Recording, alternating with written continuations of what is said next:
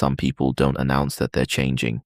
They don't post a new beginning, explain their plans, or tell everyone that the old version of them is disappearing. They simply become a little quieter. They stop explaining themselves.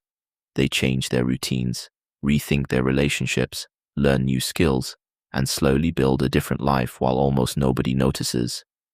But psychologically, something much more interesting has been happening all along. Why do some people prefer to rebuild their lives in silence? Imagine someone you know who suddenly becomes harder to reach. They're still polite. They still answer messages. But something feels different. They're spending more time alone, saying no to invitations, getting serious about work, or quietly changing habits they've had for years. A friend might assume they're upset. A family member might think they're becoming distant. But sometimes neither is true.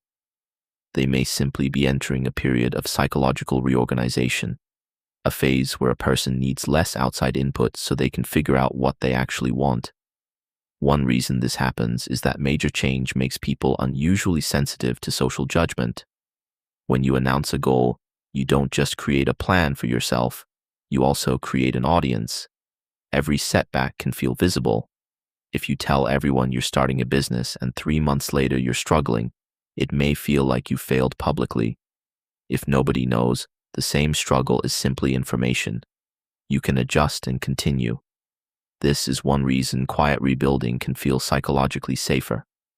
Privacy reduces what psychologists call social evaluation, the sense that other people are watching and judging your performance. And when that pressure is lower, experimentation becomes easier. You can try a new career, change your appearance, read books nobody expects you to read, or develop a completely different routine without having to defend every decision. But there's a deeper reason people sometimes rebuild quietly. Identity change is fragile at the beginning. Think about a seed beneath the soil. Nothing looks different from the surface, yet the most important work is happening where nobody can see it. When someone has spent years being the dependable friend, the successful employee, the difficult child, the people pleaser, or the person who never says no, changing that identity can feel strangely uncomfortable. The old self is familiar, even when it no longer fits. Psychology describes part of this through self-concept, the mental picture we have of who we are. So when someone begins changing, there's often a period of inconsistency.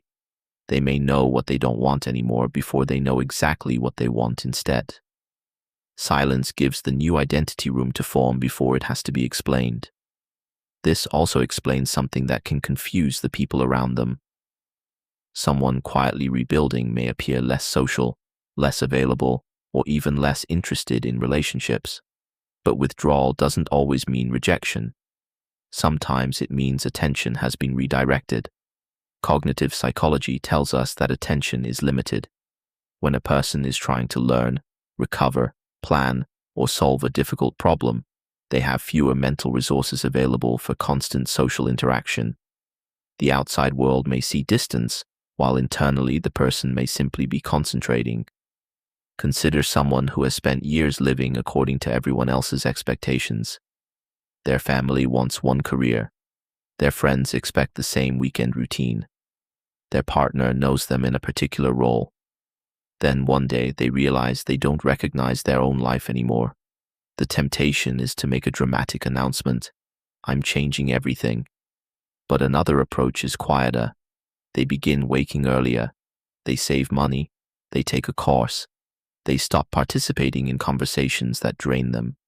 Nothing looks revolutionary from the outside, yet months later, their life can be almost unrecognizable. There is also a behavioral reason for this.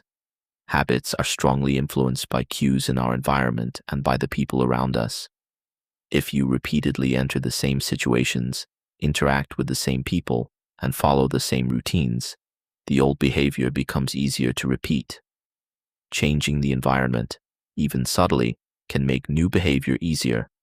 This is why someone who genuinely wants to change may reduce contact with certain environments, not because they suddenly hate everyone in them, but because those environments keep triggering an older version of their behavior. That doesn't mean cutting everyone off is psychologically healthy. Social connection is deeply important for well-being, and isolation can become harmful when it turns into chronic loneliness or avoidance. Quiet rebuilding is not automatically wisdom, and solitude is not automatically strength. Is it helping someone reflect, learn, and move toward a meaningful life? Or is it helping them avoid problems they're afraid to face? That distinction matters because rebuilding a life isn't always about becoming a completely different person. Sometimes it's about removing the layers that were never really yours. The career chosen to impress parents, the friendships maintained out of guilt, the personality performed to avoid conflict, the constant availability mistaken for kindness. A person may not be creating a new identity as much as discovering which parts of the old one were built for approval. This connects to a powerful idea in social psychology. People often adjust their behavior to maintain belonging. Humans are highly social creatures, and acceptance has historically mattered enormously for survival. So we learn, often without realizing it, which opinions are safe to express, which ambitions are acceptable, and which emotions are inconvenient. Over time, a person can become extremely skilled at being who others expect them to be. Quiet rebuilding can begin when that performance becomes exhausting.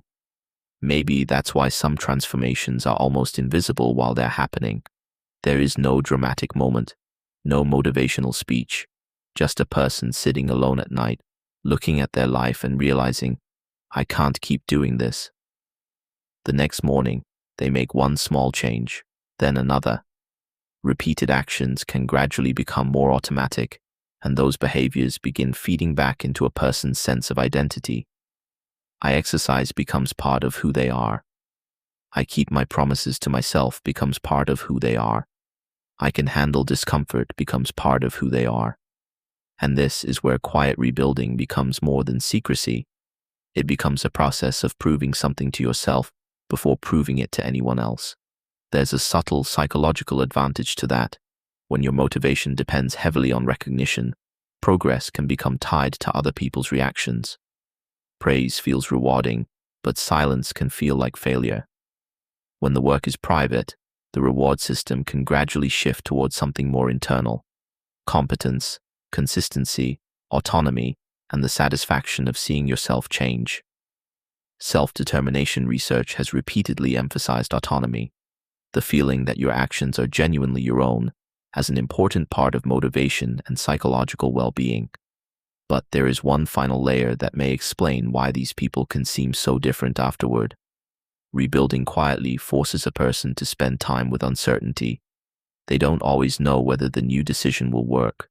They don't have constant reassurance from friends. They have to tolerate the uncomfortable period between an old life that no longer fits and a new life that hasn't fully appeared yet.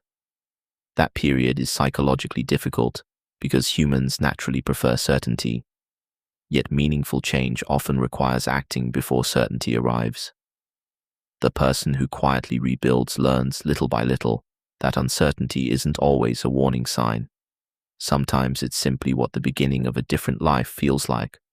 So if you've ever watched someone disappear into their own world for a while and then return seemingly transformed, remember that you probably didn't witness the transformation itself. You witnessed the evidence of it. The real change may have happened during ordinary mornings, difficult conversations, lonely evenings, rejected invitations, new routines, and hundreds of tiny decisions nobody applauded. And perhaps that's the most important thing about rebuilding your life. You don't need everyone to understand the process while you're going through it. Some changes need an audience, others need space. The question is not whether you are becoming someone completely new. Maybe the better question is, what part of your life are you quietly building right now? And if nobody could see it, would you still keep building it? If you enjoy exploring the hidden psychology behind the things we all experience but rarely understand, subscribe to PsycheLens. Because sometimes the most important changes in a person are the ones nobody notices until they're already complete.